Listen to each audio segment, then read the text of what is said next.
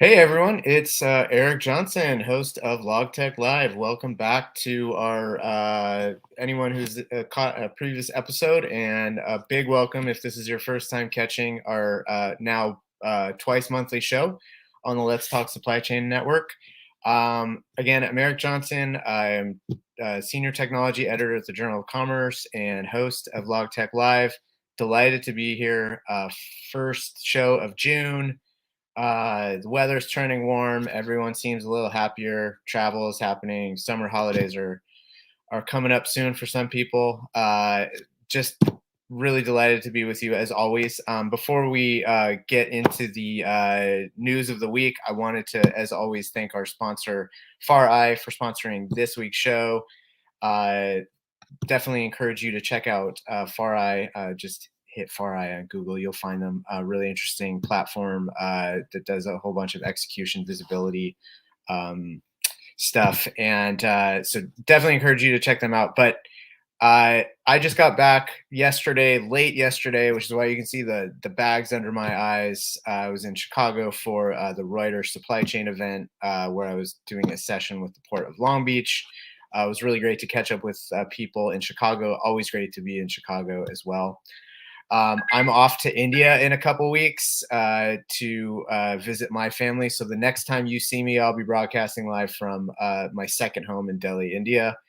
So look forward to catching up with people in Asia and getting to actually talk to people in Asia and Europe, not at some ungodly hour of the day here. So let's just jump straight into the news of the week before I bring my guest on in about 5 to 10 minutes.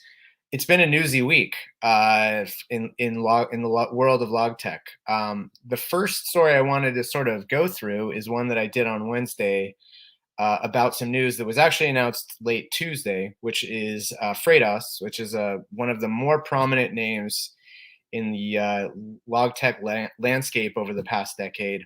Announced on Tuesday that they were being merged into a holding company called a SPAC. And I will not take up much of our time today describing what a SPAC is, but it's a type of vehicle to take companies. It's a sort of a blank check company, it's called, that is designed to take companies public more quickly than would be possible through a traditional IPO.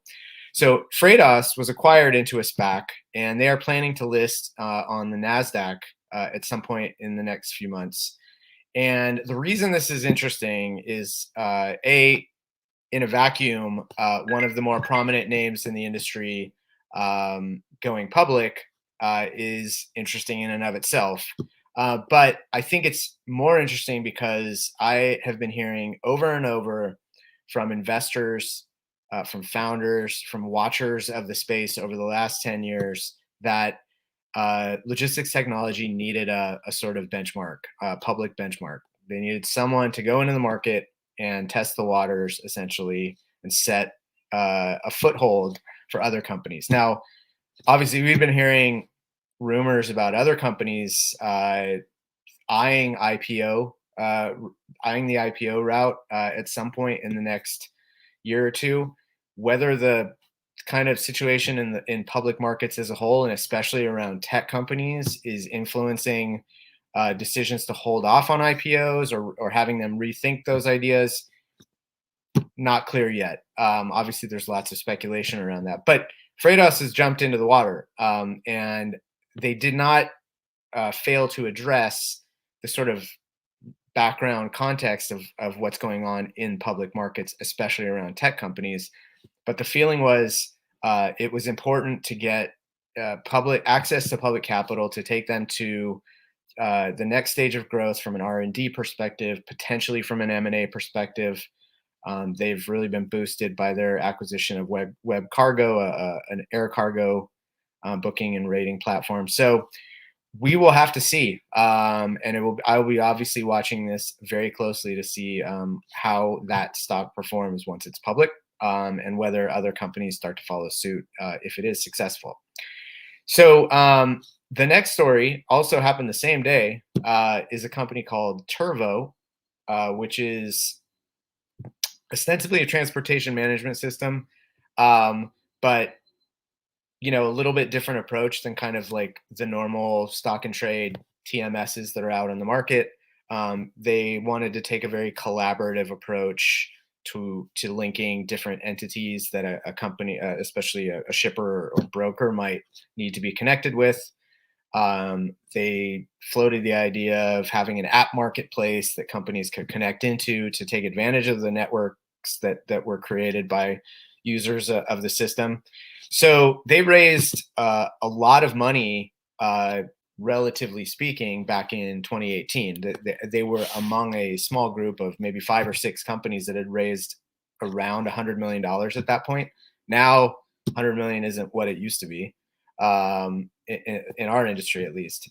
But at that point, they were sort of one of the fast risers on the VC scene.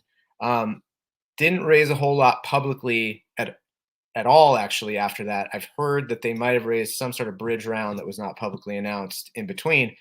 But in the meantime, they were bought by this week by Lineage Logistics, which is the biggest cold chain logistics provider in the world, who and themselves have gotten a huge amount of financial backing, something like close to $2 billion. And they have been highly acquisitive. So really interesting buy on both sides of the equation. For Lineage, investing really heavily into a tech platform that I think people saw as very strong. For whatever reason, it just never like took off, maybe in the way that its early stage investors had hoped. But there's probably something there that Lineage can maybe scale. Lineage itself has been investing in tech and fostering kind of early stage, product pilots as well, with other early stage providers. But from the other side, from the turbo side, this is the exit, right? And this is a classic example, and we're going to get into this with my guest today. Classic example of maybe the exit being really good. Again, I keep saying this word, in a vacuum, but is it meeting the expectations of what venture investors set out to get when they invested in the company? Probably not. Somewhere in the middle, right? Between not a disaster, but certainly not the grand slam that VC investors are looking for. So, this is a tough market. It's a really complicated market, and it's hard to gauge whether the product is scratching the itch that the market has, and B, whether it will be successful. I like to say all the time that logistics industry loves to turn its back on good ideas. Less so now than maybe 5 years ago, but I think it's still the case, right? So the last story I wanted to highlight is a newsletter on my LogTech Letter Substack that I did not this past Friday, but the previous Friday, 2 weeks ago. And it was really about something that sort of dawned on me at some point.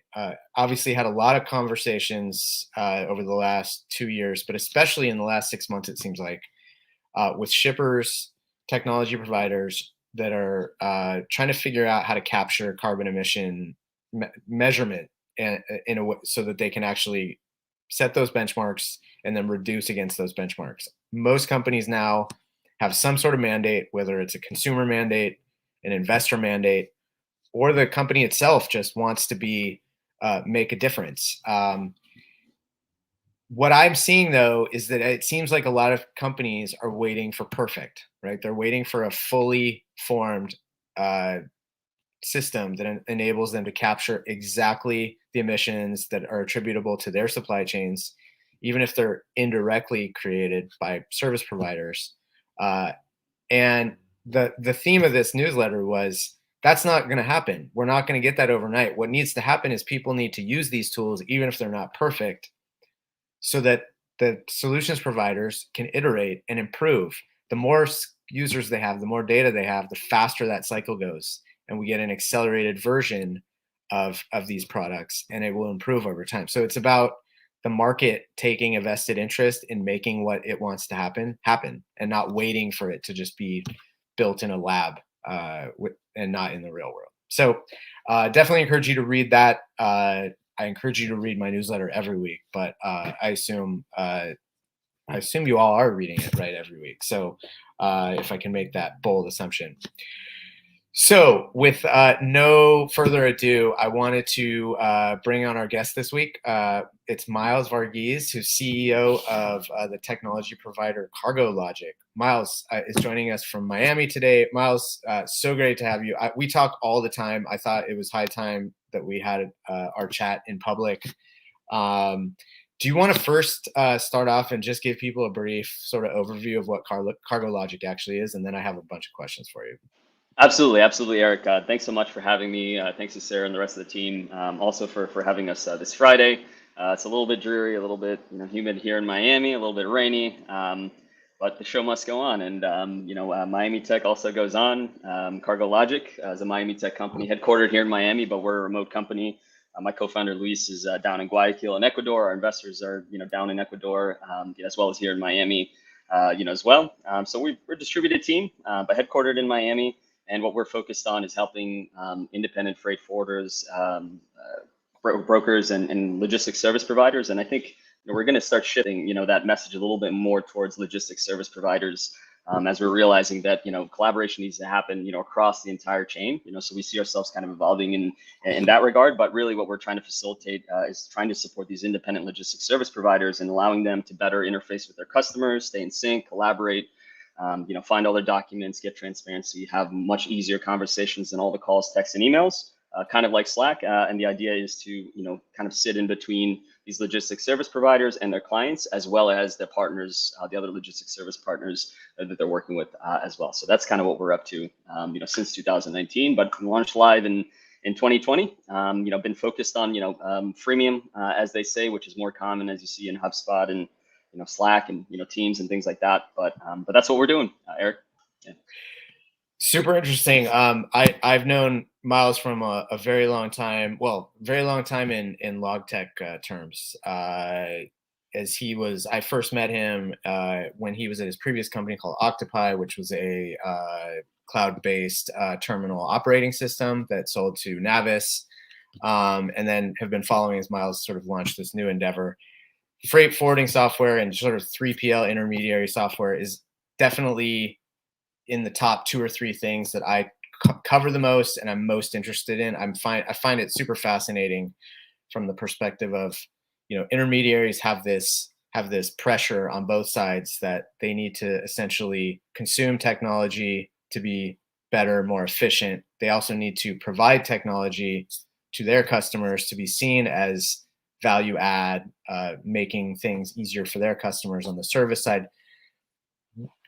We talk all the time, but I wanted to drill into specifically the topic, especially with Freightos in particular, right? Making news this week, and they're probably on the forefront of this. But I know you have some thoughts about marketplaces and freight marketplaces and how that fits into the sort of landscape of software that forwarders need to use. What can you kind of walk us through your thoughts on the concept of the marketplace? Yeah, absolutely, Eric. Right, and no disrespect to Freightos or any of these other marketplaces. They've been around. We respect them. They got great investors, great carriers, behind them.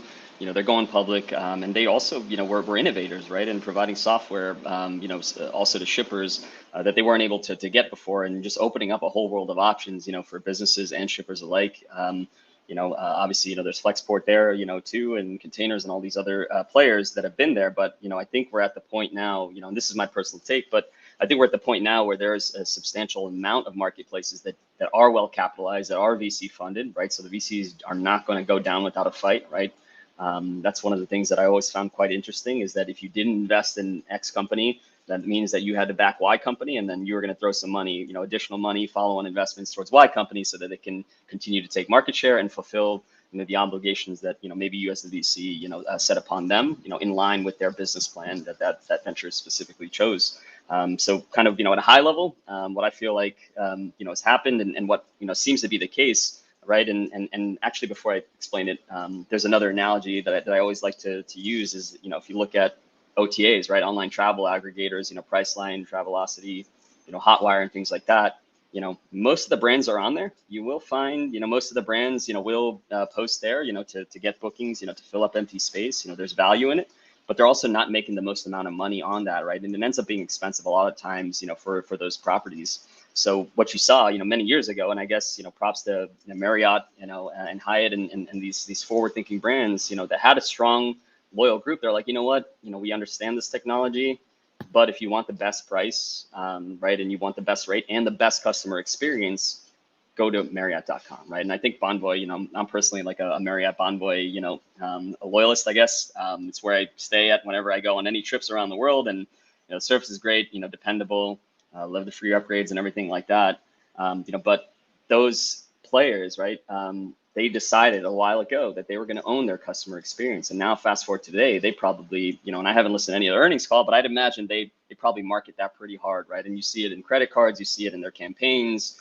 In their alliances. The Marriott Bonvoy program is phenomenal, right? And it's generated a substantial amount of revenue for them, and built and probably driven more loyal revenue for them than if they were to list on another marketplace, right? So you kind of take that sort of lesson, that has already happened. It's been there. We've seen it before in tech, and you kind of fast forward it, to today's world, right? You're looking at kind of the same place, right? And I think we see it in some of these early decks and these early pitches. They wanted to be the OTA, for freight.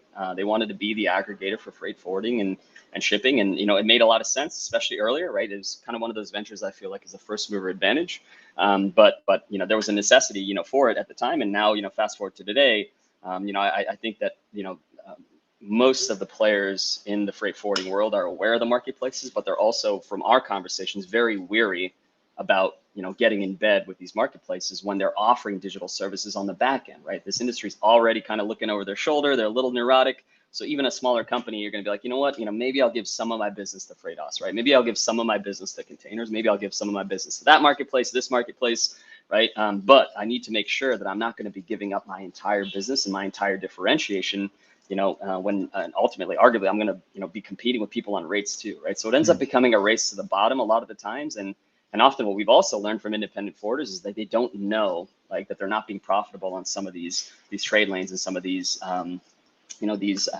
operations that they're working on. And, sometimes they may be a little too reliant on marketplaces. So my belief is that, the market is kind of aware of this. And now there's kind of a shift where you also kind of see it, in freight forwarding towards APIs and microservices. Yeah, interesting. I want to get into that. Just as a comment myself, yeah, really interesting, because if I think about myself as a consumer, I'm putting myself in the shoes of a shipper that is wanting to sort of migrate some of my procurement to an online environment.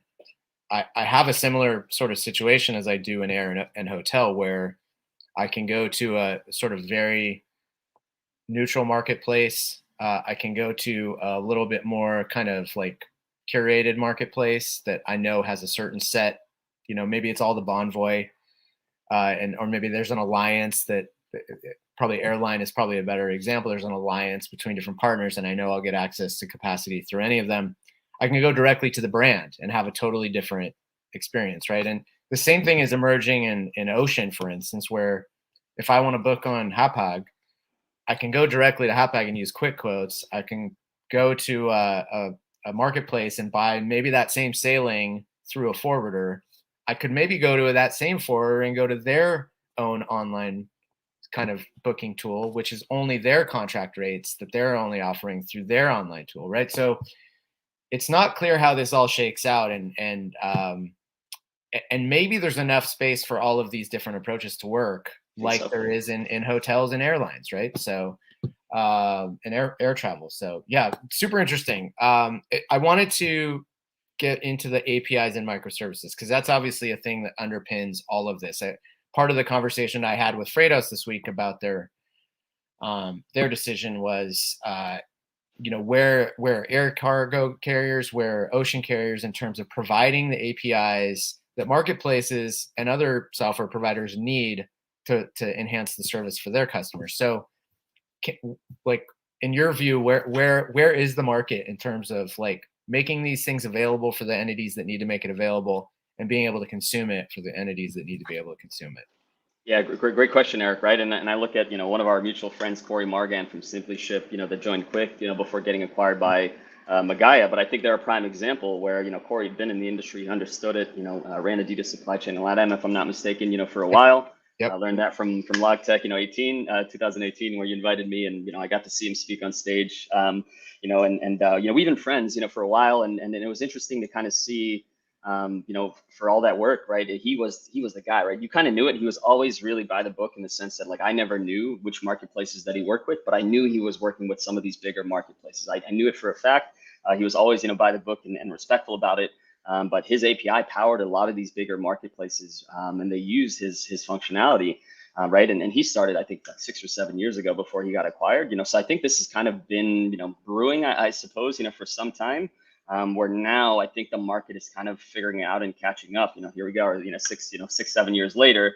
And kind of going back to your comments about, I think, this industry doesn't like, good ideas, and often you do need a lot of marketing capital. And if you don't have a lot of marketing and VC capital, you need to work on product-led growth, network effects, good relationships, and build that way, which I think is also possible, in today's world. But I think the APIs are becoming more economical. They're becoming easier to consume as a business. We're always on the market for APIs. We're also, because we're looking at independent small to medium freight forwarders, brokers, and logistics service providers. So, they may not be able to pay for, a full, Project 44 suite. They may not be able to pay, for a plan, for C rates, right? But what we can do is we can work with some of these companies, right? Grab their API, control how often we hit the API, serve it to our customers, right, in a regulated manner, and we can essentially bring, some of this technology that you see with these bigger, players, and you can kind of bring that back down to, teams of 1 or 2, right? And I think that's what, folks are kind of starting to realize, that these APIs, they may sound a little bit, I guess, complicated, right? When you mention the word, it's very technical, but once you figure out what they're able to do, you essentially can inject functionality that's very valuable, right, to the supply chain, to our market base, and give them AIS data. You can give them better ETAs and ETDs. You can gather a bunch of APIs, sprinkle a little bit of, and I'm not technical, but sprinkle a little bit of machine learning or AI on there, and kind of start giving them better prescriptions as to how they should manage their supply chain and give them data. So it's really cool to kind of see that kind of happening at the very ground level, and it's also cool to see companies like Terminal 49, like Vision, kind of coming to the market, and they're aggressive. They're pushing and pushing. We're scraping terminal operating systems now at Octopi. Access to that TOS API was going to cost you an arm and a leg, and more likely than not, Navis or Tideworks or anyone was not going to give that to you, right? Because they have an incentive, to hide that information from you. So until Terminal 49 kind of came to market and started scraping that information, now you get hold information, you get demurrage detention information, all this key information that not only you need as a logistics service provider, but your customer needs. You're able to kind of consume these APIs, right? Aggregate them, play around with them, and then do whatever you want with it to make it, business friendly, right? You can take all the data, massage the data, and present it out, in ways that are actually affordable, right? And this is also why, we went the freemium route. We know the industry is a little bit hesitant with the word free, just historically, and I think still there's a little bit of a, some kind of a trauma, associated with that. I'm not sure where it stems from. Maybe it's just, just a legacy way of doing business, but, I think that's changing, as well, where folks are realizing that, okay, maybe free is not so bad. I can try out my first 10 MBLs or booking numbers that I want to track. And then, for us as an application, we got to make sure that we're following and understand how they're using it, and how can we pull them into other parts of the application. And again, right, I think I wanted to mention specifically without having to upset any existing systems, right? So Cargologik, we're not trying to, upset any WMS, TMS, cargo operating systems. We're not trying to replace any of those things, but rather we're trying to be like that Slack or Teams layer that can live on top and just connect folks, together, and then just allow them to find documents, get transparency, and have communications in a way that it's just not dominated by calls, texts, and emails. So loving the APIs, loving these startups that are coming around. I'm excited to see what Terminal 49, what Vision, is going to be able to do, what marine traffic is going to be able to do, too. And then you also see and kind of hear about all these different companies also working together with one another too, which is another thing, to be aware of. They have to, kind of be very careful to how they run their business, and what you find as you kind of, start looking at these different APIs, you will find, things that are meaningful to your client base that you need to, be very specific about. And only provide, like, because I think marine traffic, for example, they have, like, I don't know, at least over 30 APIs, maybe 50 or more. from what I saw, and you can kind of pick and choose the ones that you like. And I love the fact that some of these companies are also making it business friendly, right? They say, hey, you buy 50,000 credits, like with marine traffic, and you can pick 20K for this one, 30K for that one, and allocate a percentage to this specific account in your platform too, right? So you kind of still have that configurability, and you can still kind of tailor the platform to the specific needs of that logistics service provider. But that's all becoming possible, via API, and one, via API and like the advancement of these companies, and two, also I think from the business perspective, right? Like how can these API companies make it easier for a regular average business to consume them? And I think that's where solutions like us kind of come into play, where we can grab all the APIs, we can be that business tool, we can work on the UI, the UX, the onboarding, but really excited to see the APIs eventually. Like I see us just grabbing every single API that's out there, and being able to do some really, really fun things with that. I mean, as another anecdote, yesterday I mentioned I was doing a session with Port of Long Beach, the executive directors, not knowing it at all in a technical role, like literally the leadership, and APIs came up, and I sort of made the joke that I guarantee you 3-4 years ago, you would have not heard the executive director of a major US port use the word API, right? So that's how much that discussion has changed. You had mentioned something around this, because this is what you focus on, right? So I wanted to unpack this a little bit, right? The customer experience, digital customer experience, right? That we saw a lot of investment go into early on in kind of this wave of VC-backed companies, especially. You sort of mentioned this becoming a bit more commoditized from the perspective of access to APIs and relative ease of access to that. What do you mean by that? Right, so that's a great question, right? So I would say companies like ours, right, or call it a chain.io, that can kind of come in and pick a bunch of different pieces like of a digital customer experience. Like, hey, do you want how deep do you want to go on the quoting, right? Like, which systems are you working on? Can we integrate it? Which booking system are you using? Can we integrate it? How long is it going to take? Right? Because we're not trying to upset those current existing systems, nor are we trying to upset the process flows that already exist within these companies. And usually when you mess with those internal things, it shows up on the external side, right? So the best practice when it comes to change management is actually like leave your stuff, there. And if you can add something that's going to enable you to have a digital customer experience without upsetting your current systems, like I think that, my opinion, right? Obviously I'm a little biased. I think that's what you should go for. And then if you think about it also from the shipper perspective and the stakeholder perspective, it's very difficult, right? Because there's so many different partners. It's very difficult, to control what type of information, in your systems that you want to share with different people. So that's something that we're working on as well, where you can invite different players. It doesn't matter who they are, but create a profile that you can customize on your own, for them, and bring them into the platform and deliver a specific customer experience to that specific user, which may impact everyone else's customer experience along the supply chain. They may have different functionalities, but they can kind of see and know what's happening at all times internally, and then they can present that information with transparency, more intelligence, to that customer. And the one caveat though, Eric, and I think I think you're aware of it, and I've seen it in the LogTech Letter as well. Is that one of the challenges that shippers have is that there's far too many logins for them as well, right? It's one thing for the independent freight forwarder; they're already logging into 10 or 12 different systems, different TOS systems. They're going to different websites, typing in equipment numbers, hitting enter to when they get the text, where's my cargo? So I think what you can do is like you can kind of shift that that kind of traditional mindset where hey, it's all calls, texts, and emails, it's WhatsApps and WeChats, right? That's usually associated with customer service, and you can kind of elevate that to how do you interact with my brand, right? How do you envision us? Is it a smooth flow, right? How much can I do with it?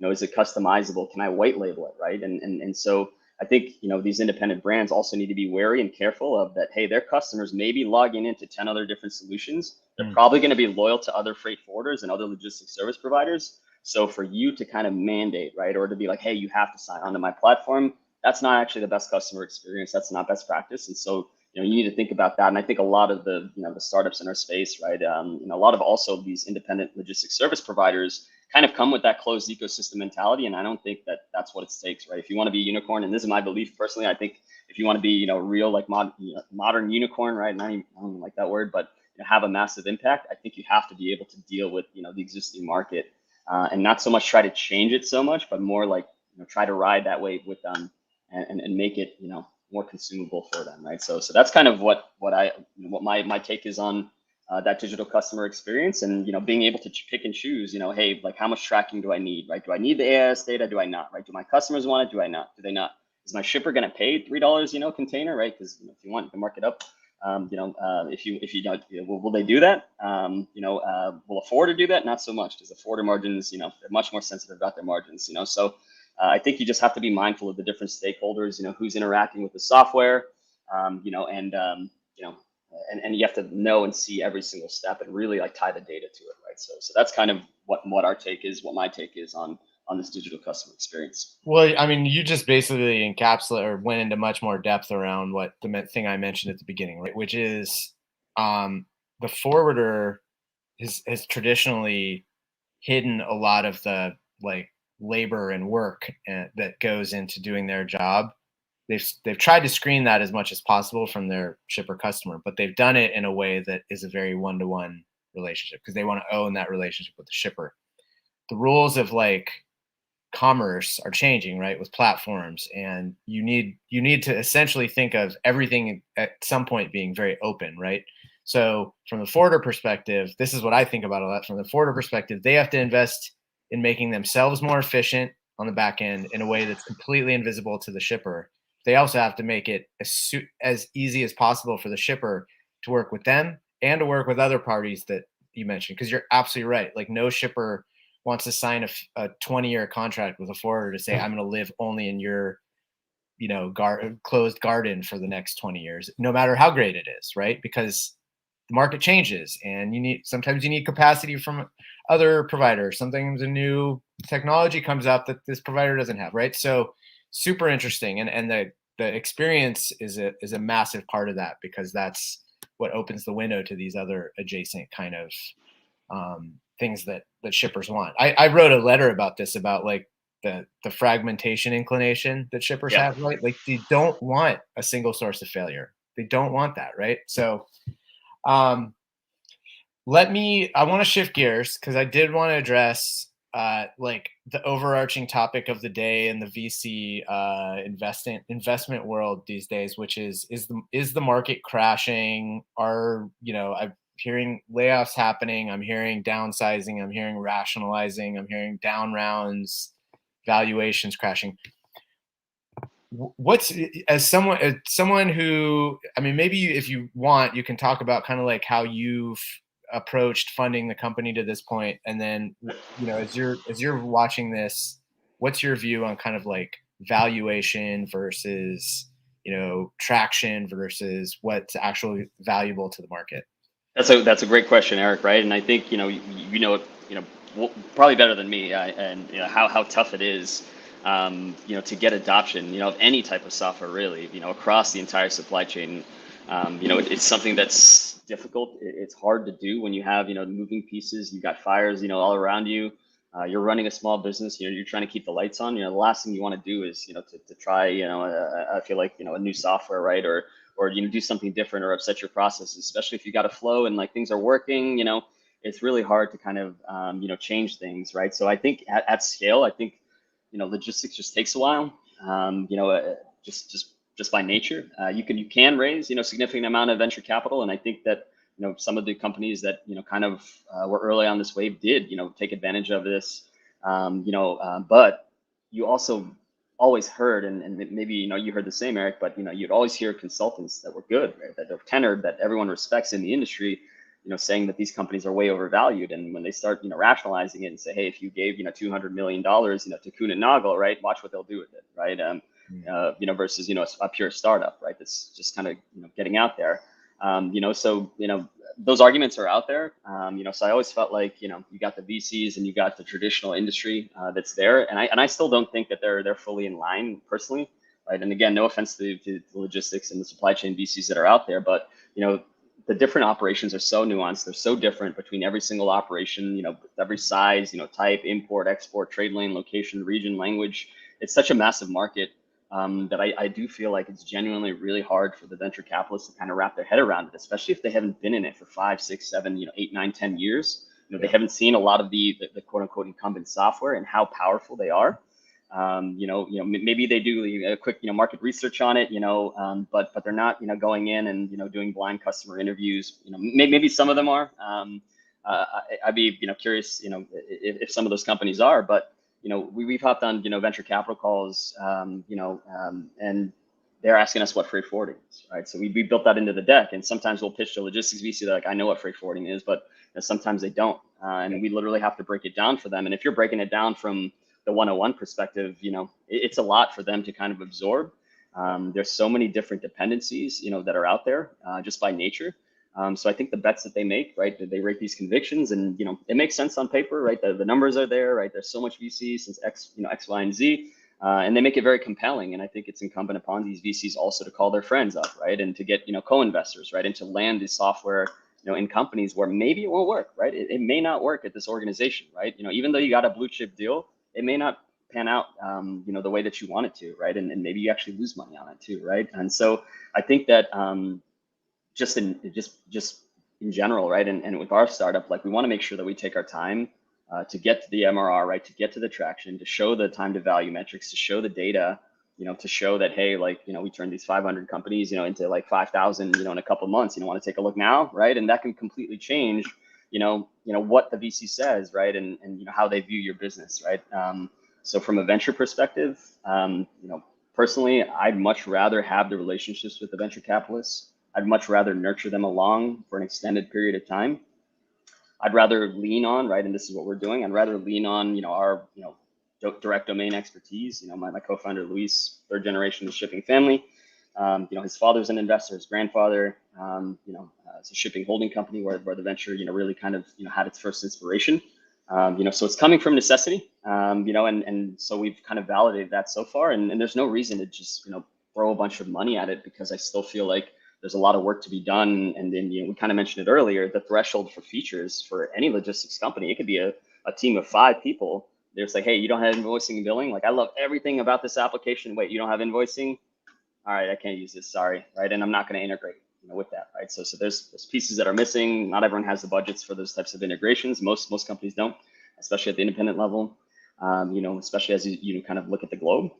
So from my perspective, that's kind of what we're doing. You can work with strategic angels. You can work with folks that have had direct experience in freight forwarding for 10, 15, 20 years, that have done the work, that have the relationships. They can pick up the phone too, right? The VCs can hit up their fellow VCs, but a large, global, independent freight forwarder, with 300 people all across Latin America, with sales offices in every country, can use your software, and then people can hear about it, right? When customers use their software, they'll hear about it.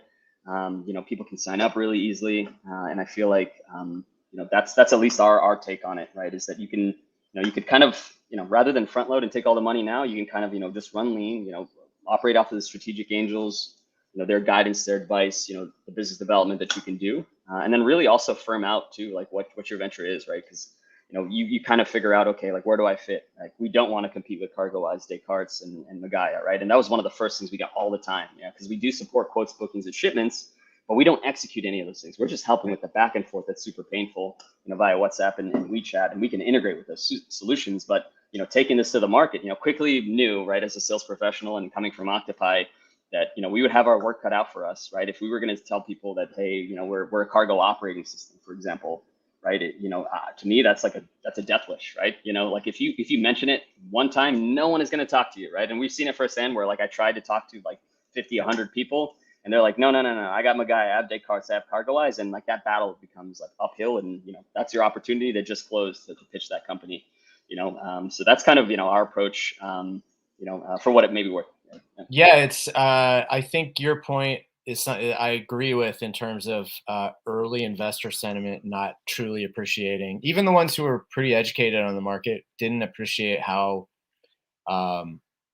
fragmented the industry is, and that's a good thing in some cases, because it maybe doesn't create the opportunities to like scale at speed that VCs were looking for. But what it does do is it creates a lot of opportunities to create really strong relationships. Because you mentioned some companies that when companies buy those systems, they don't switch them out 2 years later, right? They become like a part of the fabric of the company for a very long time. So it's a long sales cycle. It's very nuanced depending on geography, industry, focus, where a need is. But once you get in, you're in, right? And as long as you're providing value, you're in. And that is hard to measure in a, over a 1 year period about like massive growth, right? So, yeah, I think maybe we have 2 minutes left. I just want to address a sort of similar or a related topic, which is the sort of like public stance that a lot of companies have to take especially if they've taken a lot of venture versus just sort of moving in the background and building those niche use cases. I'm presuming you're more on sort of the latter part. Like what do you think has been the benefit of kind of just like putting head down and getting these relationships in order? Sorry, I had to call on Little Wayne for some. I like it. Like lasagna. Like lasagna is the follow up. Right? So I think that to your point, right? I think that moat becomes more apparent, and you figure out how to strengthen that moat over time too. In my opinion, like even though you're a startup, you should be thinking in terms of scale, and you should also think in terms of, okay, like rationally, who's going to come and disrupt me, right? It's hard to disrupt free, first and foremost, right? You mentioned sales cycles. Do you want to engage in month and a half long sales cycle, or do you want to sign up for yourself, self onboard, self serve, figure it out on your own? And if you need help, hit us up on the chat. Hit us up, and we'll schedule a customer success call for you. Right. So that's our approach. And I also like that approach personally, because like I feel like it's kind of predicated on how the industry already operates with relationships. So we're having these one-on-one conversations as we learn, as we perfect the product, and also, starting to work with, and kind of scale up, if you will, into companies that are 30, 40 people, maybe a couple hundred people. You kind of start figuring out also, right? Like, hey, this actually works much better for a 30-person company than it does for a micro, forwarder, right? So I feel like as time goes on, you kind of start to figure out, the different nuances, of the chain, the different nuances of different regions, how people operate, different regulations, systems that have to be connected. And then you really are able to grasp and fathom like, okay, this is a really fragmented, crazy industry. But if you can build a software with that knowledge and you understand that, then, and again, right now forcing people to do something, but you build, you build with, the obstacles, right? You build around the obstacles, right? There's a roadblock in your way, jump over it, go around it, and that's kind of our approach. And I feel like, the more that you can do that and kind of even accommodate some of these micro nuances, right? I'm trying to find a good example, right? A validity dates, for example, in Latin America. People can just book. Yeah, and that doesn't quite exist in the United States, right? No. So in terms of like, is Cargologik scalable, right? Can we work in Latin America as well as in the United States as well as APAC? Yeah, absolutely we can, because we can support that, right? And so like I feel like all those things over time will kind of lend itself to a really strong moat. And then once you got those network effects, and your freemium, and then you can convince that shipper without forcing them again, and then we built a lot of product-led growth mechanisms for that. If you can convince that shipper to create an account because they want to, and then not only are you, helping them with that forwarder relationship, but the relationships with their other forwarders and their other logistics service providers that they're working with, give them their own, one source of truth, one login potentially. I think that's when the magic is going to start happening, and that collaboration is really going to just unlock a bunch of value, and then also make it very defendable from a venture perspective. Miles, we ran over, but it was worth it. Thank you so much. Awesome conversation. Definitely encourage anyone who hasn't been in touch with Miles already. That's his Twitter handle. He's active on LinkedIn. Do you still put out that newsletter every so often? Yeah, as often as I can. When you're not doing your day job. But reach out to Miles on social. He's really active on both of those. He's great to chat with. Thank you so much, Miles. Really appreciate the time, and look forward to talking again soon. Appreciate it. Likewise. Thank you, man. Appreciate it. All right. So I have 1 minute to go through my two things because we ran a little over, but I wanted to get to all that stuff. So quickly, dad joke of the month. Dad joke of the week now. Where do cattle like to watch TV? The couch. That was from my son. He actually made that up from what I understand, unless he stole it from a book. But I thought it was pretty funny. really quickly, buzzword explained. This feels like it's a long time coming, and apologies if I've done this before. I tried to look back and see if I've actually addressed this, but interoperability, right? This has come up over and over in terms of standards and systems that need to be usable across different software providers. And I think it's relevant to what we talked about a little bit with Miles, where if you're using a system from a certain forwarder, it needs to be interoperable with other systems you may be using. It needs to be interoperable with systems that your other forwarders might be using, so you can potentially pull data from that, even though they might not enjoy collaborating in that way. But I think that's all changing as platforms become more open. Interoperability, super important. You ought to be thinking about, and you ought to be asking your service providers how their systems are interoperable, and make that, a really defined part of your discussion with them. Bring in your technical people, have their technical people explain to your technical people how it's interoperable. Really, really important part of this, because you can't be inside of a ringed fence just using one system and thinking that that's the totality of all you need these days. So we're obviously in a global industry that's opening up bit by bit, not rapidly, but it is opening. So with that, another fantastic episode. Thank you all for tuning in. Thank you again to FarEye for sponsoring. And I will see you in a couple weeks. Again, I'll be in Delhi next time we talk. Have a great guest lined up. We'll be announcing that soon. But enjoy the rest of your day and have a great weekend, everyone. Goodbye.